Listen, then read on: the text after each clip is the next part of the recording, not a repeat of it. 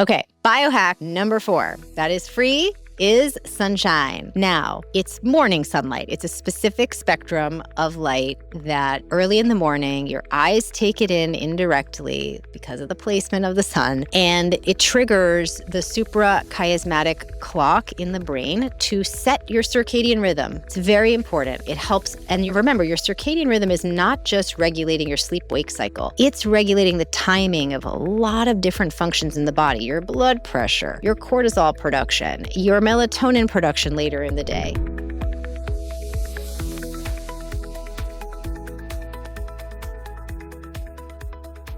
If you've been listening to this show, you know I don't believe in one-size-fits-all solutions because your body isn't one-size-fits-all. That's why we created Flow Living, to support your hormones with both targeted supplements and the cycle syncing methodology. It's about giving your body what it needs when it needs it so you can feel more balanced, more energized, and more like yourself throughout the month. If you're ready to try it, you can get 25% off with the code podcast25 at flowliving.com. Welcome back to the Ovary Club. I'm Elisa Vitti, your host. Honestly, this is one of my favorite topics to talk about because it's going to completely reframe what most women have been taught about what it takes to feel well. You know, the wellness industry has spent years, I would say, convincing women that optimizing their health requires a long list of expensive things and strict protocols and, constant maximum effort. And I get it, when you're dealing with something that feels mission critical, you're in the middle of a health crisis, and you're dealing with real symptoms, you want answers and you want to take massive action. You want something to do. And I think the industry is really good at handing you something to buy. But here's what I know after 25 years of working with women, and their hormones, and that I've seen over and over again in my practice and with myself, is that the most powerful tools, the levers that give you the most bang for your buck, are not the expensive ones. And they're not the ones that are being sold to you in like a super expensive stack of things or extreme practices or a gadget. They're the ones that your body was literally designed to respond to. And that's what this episode is all about. So today I'm going to break down my 5 favorite free biohacks that I consider non-negotiable for your health as a woman. These are completely free, deeply rooted in your biology, and genuinely move the needle in ways that make a difference short-term and long-term, and in ways that no supplement or gadget or extreme thing can replicate on their own. What are we talking about today? We're talking about ovulation, orgasm, sleep, sun, and community. Now, I want to be clear before we dive in. These are not simple. Simple wasn't on the list, okay? Simple and free are not the same thing. For example, prioritizing sleep in a culture that glorifies being always on and being exhausted is not simple. Making space for pleasure, when you're being taught that putting yourself last is, what you're supposed to do, is not simple.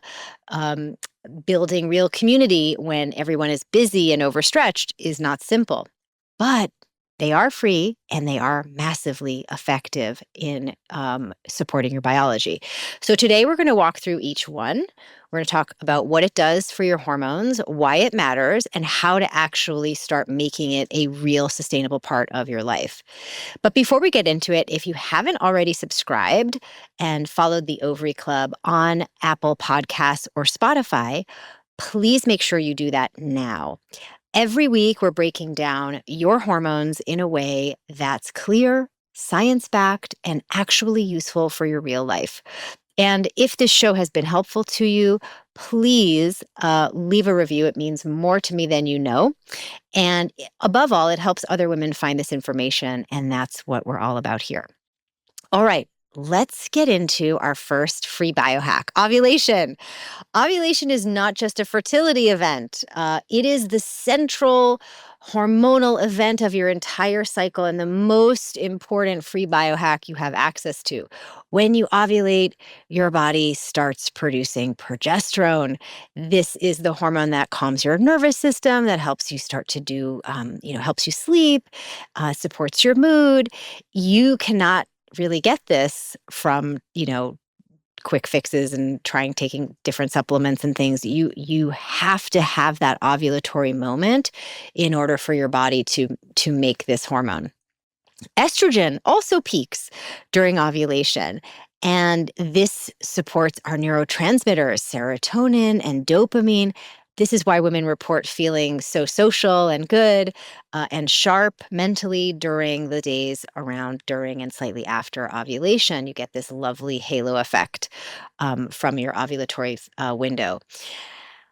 So it's a really important thing, and it's what your body is designed to do. When it doesn't happen consistently, whether from chronic stress or dietary mismanagement, under eating, etc., you lose access to this lovely pulsing of estrogen surging and progesterone production. And that's when your symptoms compound. You start getting PMS, disrupted sleep, and more anxiety, lower mood, and it's a vicious cycle. The less progesterone, then the less regular your ovulation, and it really becomes a larger problem. And I would say ovulation is a really good marker of how well your endocrine system is functioning. It's certainly a sign of ovarian health and youth. And it's not just about fertility. It's kind of like your monthly report card on how well you've been managing all those inputs. So how to support consistent ovulation? Obviously, I would highly recommend you listen to our episode on balancing hormones, because I talk through the flow protocol. But couple of things you can start doing today is stabilizing your blood sugar. So eating more regularly, eating enough, managing your stress load better throughout the day, eating enough protein and fat. Your hormones are manufactured from the amino acids in protein and stabilized in lipid molecules. So you definitely need to be eating those two items. Track your cycle, right? You can't improve what you don't, observe. So download the MyFlow app. That's the app that I built. It was the app that was used in this groundbreaking study on cycle syncing about, reducing PMS by almost 90% for over 90% of the study participants in under 3 months.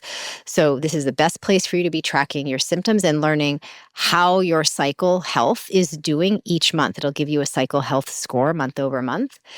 And then you can use some tools like basal body temperature to see if you have ovulated, if you're making enough progesterone. You can do that as well. If you've ever wanted to ask me your own hormone questions, the Ovary Club Insiders is where you can do that. You'll get access to private podcast episodes where I answer real member questions with clear, science-backed guidance you can actually use. Join us at alisavidi.com/insiders. Biohack number 2, probably my favorite, definitely the one when people ask me, what is the one thing you would take to a deserted island? My answer is just some lube, because the best biohack I've seen that just sort of across the board supports like so many aspects of our health and so many systems in the body is orgasm. And it's a legitimate biohack for you to consider as a woman.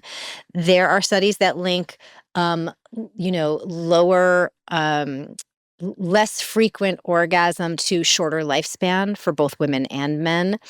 It's important to understand that when we've been conditioned to deprioritize this or think it's something that just happens occasionally, we're really being misled about its importance in our health and our longevity. From the orgasm itself, health benefit perspective, this is the process by which the body releases a flood of nitric oxide and oxytocin, two molecules that are very healing for the body and for the heart. You also have a flood of dopamine and serotonin and DHEA, and these have meaningful downstream impacts on your endocrine system. So orgasm, and I've written about this in both of my books, help you with supporting regular ovulation, improving your immune response, improving collagen production in your skin, making you look more youthful. Hello, I definitely practice this biohack and I have not yet needed Botox. So, if that's anecdotal data to prove that it's an effective biohack, so be it.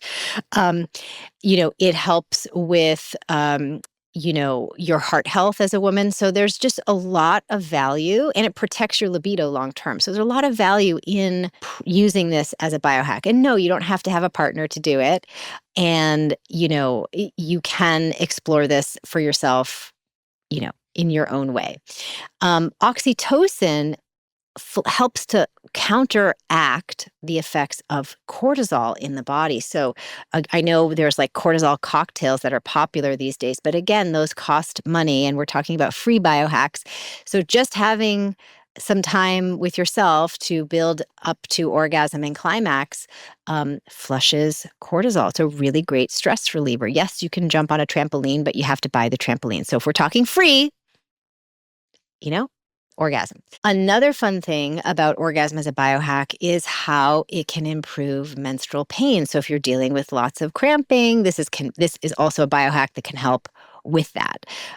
It definitely helps with cycle regularity, as I've mentioned, because of its impact on ovulation. So it's just a great thing all around for women's health, both during their reproductive years, but also postmenopausally, protecting your heart health, which is definitely an important conversation that you want to be thinking about as a woman, in your 50s and beyond. Okay, the next free biohack that is super, super important is sleep. I've struggled with this one my whole life. I've had obviously enough hormonal issues that have disrupted my ability to sleep, fall asleep, stay asleep. I've struggled with waking up on time because of those hormonal issues. I've really struggled. Then I've had, I was at Johns Hopkins, studying for finals, being up, writing papers late at night. Like I have had a lifetime of allowing things to dysregulate my sleep. And, about, I would say 15 years ago, I started really taking control of the sleep situation. And it's made a huge difference. And I think that we can't underestimate how profound it is. I mean, we have the nurses study that looked at what happens to women when they do shift work and they invert their daily clock to be asleep during the day and up at night, and the health consequences are profound. Sleep is where the majority of your repair happens, right? So your brain detoxifies during sleep. You produce melatonin.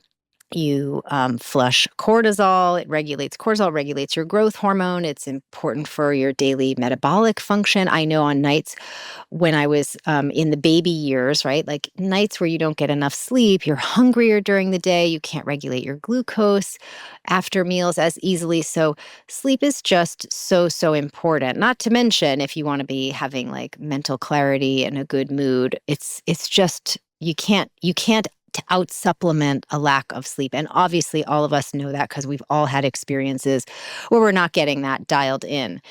So let's look at sort of like some of the hormonal things. When you sleep properly, you produce melatonin in the right concentration. Melatonin is essential for women's hormones because it helps you around FSH levels. It's protective of ovulation. In fact, there are studies that talk about how women undergoing fertility treatments to enhance ovulatory function are dosed with melatonin supplements because they need to add more because that is one of the things that's depleted. Then we can look at stress, right? Cortisol is meant to rise in the morning and be with you a little bit throughout the day and then start to drop off in the afternoon, right? Around 3:30, 4 o'clock. And then in around, 7, 8 p.m., melatonin is supposed to start kicking in, and then you feel ready to fall asleep around 10 p.m., right? And that cortisol is low while you're sleeping. When you're not sleeping enough or you don't have a consistent sleep schedule, that rhythm of cortisol and melatonin pulsing gets disrupted, and you can have more elevated cortisol at night, which suppresses melatonin production, which will have downstream effects on ovulation and progesterone production. So it's really profound. In fact, in my practice, I've seen women who, trying to conceive and they have low range progesterone in their luteal phase, and just tracking their deep sleep and trying to double that has helped them raise their progesterone levels within a couple of cycles so that they are able to, conceive, right? It's so important for our hormones as women. Um, Outside of regulating blood sugar, leptin and ghrelin are also disrupted when we don't get that deep sleep, at which those are the neurotransmitters that regulate hunger and satiety. So, you gotta, if you're feeling like you're craving a lot of food because you haven't slept the night before, it's not in your head, it's very hard to control. I know for sure that's impossible for me to deal with. When that's happening, I'm just so tired and I can't get enough glucose into my cells. It's just not working. And then I would say sleep quality definitely shifts across your cycle. When you make enough progesterone in the luteal phase, it actually helps you sleep better. And that's lovely. A lot of women in perimenopause, they really suffer with this luteal phase progesterone insufficiency as it relates to being able to fall asleep. They just are wired at night and they're not getting that progesterone that helps them calm down. So when this is happening and you feel that way, we need to start not just thinking, okay, let me throw melatonin at it, let me take some progesterone. Yes, those things can be helpful tools, but how can you start to reduce your cortisol load throughout the day so that you have an easier time transitioning into your sleep zone at night? You've got to work with your body. Sleep hygiene routine is critical. So what are some things that help you optimize this biohack? Definitely having a consistent sleep and wake time, like, pick a number. If 10 o'clock feels too early, do 11, whatever feels good to you. And then have a consistent wake up time. If it's 6, if it's 7, if it's 8, whatever it is, pick it and stick with it. And then it's so important in the morning to get that light exposure, which we're going to talk more about in a minute. But from a sleep hygiene perspective, you've got to protect against that blue light. I mean, we take it really seriously in our house. I have my oldest daughter who's 11 going on 12. I'm all about making sure she has a good pubescent journey. And one of the things that I've taught her is that, she's going through her development now. We're anticipating her period around the age of 12 based on how she's evolving. And I said, in order for you to protect your pubescent journey, you have to be my partner in preventing blue light exposure after 7 p.m. at night. She's in middle school. She has a lot of work on the computer. It's not my favorite thing. I don't know why we can't use books and paper, but that's another story for another time. At the same time, since she has to be on the computer, how do we just shut it down at 7? And obviously she does not have a phone or any devices. So it's really just the schoolwork situation. So we work on a plan of getting homework done, ideally before dinner, so that she doesn't have to worry about scrambling at the last minute and jacking up her cortisol to try to stress late at night to get her homework done, right? So we're thinking about that sleep hygiene routine. After dinner, let's chill, let's be together, let's do a little yoga, let's take a shower, let's get in bed, let's talk, right? And then 8 o'clock, it's lights out. And that's something that I do for her to train her to be able to do this for herself as she ages out of being my little girl and then goes on to be her own woman and learning how to, self-care, practice that self-care. And then I do the same thing for myself, right? After I get the kids to bed, I stop looking at devices. If I have to look at something, I'm wearing blue light blocking glasses. I take a warm shower. I do some stretching. I wind down, I read a book, and then it's lights out, right? If you have to do that, it's a prioritization of things, right? And I've definitely learned the hard way that even though sometimes I used to tell myself, well, this is my only chance to get certain things done late at night, what you get done earlier in the day is always better than what you're doing late at night. It's just not optimal for your brain. Another important thing for your sleep routine is to keep your room cool. Studies show that, your room temperature has to be like under 70 degrees, like 68 to 69 degrees is optimal to help you get into that deep sleep that's going to be so restorative from a hormonal perspective. And, 7 to 9 hours, 7 is the floor of how much sleep you need. Okay. So if you're like, I'm good on 6, probably not, especially not in the luteal phase. But 7 is the floor. 9 is fine. I need much more sleep. I find that I do better with 8 hours in the first half of my cycle and 9 hours in the second half of my cycle. So that just means I have to adjust my routine accordingly. And you need more sleep as a woman because your brain is more densely networked and you need more time to detoxify it overnight. And then, of course, with cyclical hormonal changes, that is also something that affects how much sleep that you need. So definitely don't be striving to wake up, if you have a male partner, at the same time as him and get up early and go to the gym, and don't put that pressure on yourself. You want to have like sleep and chill, and all of that is really good for your hormones. Okay. Biohack number 4, that is free, is sunshine. Now, it's morning sunlight. It's a specific spectrum of light that early in the morning, your eyes take it in indirectly because of the placement of the sun, and it triggers the suprachiasmatic clock in the brain to set your circadian rhythm. It's very important. It helps. And remember, your circadian rhythm is not just regulating your sleep-wake cycle. It's regulating the timing of a lot of different functions in the body, your blood pressure, your cortisol production, your melatonin production later in the day. When you're having bowel movements, it is really so important. We were designed to be living more in alignment with nature, taking in natural light.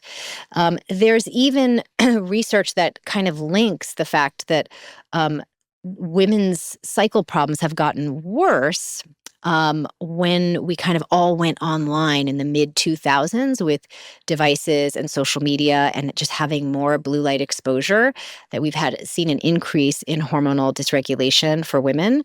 So, watching that light exposure, that's called photobiomodulation, right? How our bodies respond to both light and dark is really profound, and it's a free biohack. So light exposure within the first 30 to 60 minutes is critical. I live in a northeasterly environment that doesn't get sun for a good bunch of months out of the year. And even when the weather's nice, there's plenty of gray, cloudy days. And you may find yourself in the similar situation. So in order for me to biohack that, I put a little light simulating box in my bathroom. So it's called a happy light. And I just have that off to the side. So I'm brushing my teeth, I'm doing whatever I'm doing for like the first 15 minutes of my day. I'm just taking that. I'm just doing that. It's like, it's passive. I don't have to go outside because sometimes it's freezing cold. How am I going to get the sunlight? There's arguments about, do you have to be actually outside, or is it adequate to see it through the window? It is adequate to see it through the window. Obviously, being outside is better, but sometimes I can't do either because of the weather. So this happy light is a great substitution. There's glasses you can buy. It's super easy to get this in and not have the sort of default excuse of like, well, I can't go outside. It's the weather. Sunlight also drives a really critical production of a vitamin called vitamin D. This vitamin is very special. It functions more like a hormone in the body. Vitamin D receptors are found in the ovaries, in the uterus, and in the pituitary gland. Some studies show that low levels of vitamin D are associated with longer menstrual cycles. So that's like luteal phase deficiency and delayed ovulation. We do have another study that talks about how in 93% of idiopathic infertility cases, that there's a vitamin D3 deficiency there as well. So this is super important. Serotonin production is also tied to sunlight exposure. And since serotonin is the precursor to melatonin, your sleep quality at night is definitely determined by some of that sunlight exposure. So how do we do it? Like I said, you can get outside. If you're lucky enough to live in a place that's sunny, you can get outside within that first hour of waking, as long as you're not looking at blue light first. That's a key part of this biohack. From a sunlight perspective, morning sunlight, you can't look at your devices without blue light blocking glasses because that blue light simulates noonday sun. And that confuses that suprachiasmatic clock in the body, tricking it into thinking it's much later. And that throws everything off in your system. So you need that morning sunlight spectrum of light. So that's why I like to put that happy light in my bathroom, because I'm not tempted to look at my phone because I'm just doing my morning routine first anyway. So do that. But if you are going to go outside, try to wear the blue light blocking glasses and keep your phone on dark mode until you've gotten that sun. And you want to be out there, you want to do for like 10 to 15 minutes, and you don't want to wear sunglasses. Again, the idea is that you're out early enough where this is before 10 a.m., ideally, because, that's that morning sunlight spectrum. And then you could try to get additional sunlight exposure at midday when the sun is strongest, just to support that vitamin D3 synthesis. But not, again, 10 minutes, not so much that you're risking a sunburn. You want to be out there so that you can help your body make this vitamin. Okay. Last free biohack is community. And this one often surprises people, but the research is clear that social connection is not just good for your mental health, it's hormonally supportive as well. Being overly isolated adds to your stress response. And, we have studies that show, Harvard has a longevity study that talks about, the impact of community on our aging process, immune function, cognitive health. All of these things are supported by being in community. At the same time, for women, our stress responds better when we are in community. Remember, unlike men who fight or flee, we tend and befriend. So even if you're going through stressful things, just having your friends to call, spend time with them, it helps counteract all that cortisol and really supports healthy hormones. Oxytocin is released during meaningful connections. This also improves parasympathetic function. It lowers cortisol. So a lot of benefits to that, because when you have a lovely low level of cortisol in the body, it creates an optimal environment for your ovaries and for hormones to be regulating themselves more efficiently. There's some research that shows that women who have strong social support have lower baseline levels of cortisol across their lifespan, more resilient stress responses, and better recovery from difficult life events. So this, of course, is connected to how our hormones are performing. Remember, the ovaries are listening. They have glial cells which really respond to our stress levels. And we didn't know that those structures existed until just 2025. So it isn't like this disconnected thing, like feeling good, feeling safe in your social environment is a nice to have. It's actually, from the perspective of the ovary, a need to have. This isn't like you need a social calendar that's packed. It just means that you have that you give yourself the space to invest in relationships that are meaningful. Your quality is always better than quantity. So make sure you go out of your way to build those relationships where you feel supported and seen. Okay, to recap, that's the list. 5 things that are completely free, deeply supportive of our biology, and genuinely powerful for your hormonal health. Let's recap those items. So we have ovulation as a free biohack, right? You produce progesterone, you produce your peak levels of estrogen. It's all protective of your bone density, your heart health, your ovulation. Supporting that consistent ovulatory moment is foundational for our health. Orgasm is number 2. It releases oxytocin and nitric oxide, serotonin, and really helps lower cortisol, in addition to supporting cycle regularity, ovulation, immune response, collagen production, longevity, and heart health. Number 3 is sleep. This is where our repair systems get activated. It helps regulate the pulsing and cadence of our hormonal production for the next day. It helps us manage hunger and mental focus the next day. So try to go for that consistency, 7 baseline hours, but more is better. Then number 4 is sun. This sets your circadian rhythm when you get morning sun exposure, and it drives vitamin D production, both of which are essential for proper hormonal functioning. So get that morning sunlight. Number 5 is community, which raises our oxytocin and has huge health benefits from really helping us, especially around our stress response. The lower cortisol levels you have throughout life, the better your health span will be. None of these biohacks require a credit card. They do not have overly complicated protocols to follow, and you don't need like a step-by-step guide. You have an intuitive sense of what is really going to help you move the needle with these biohacks.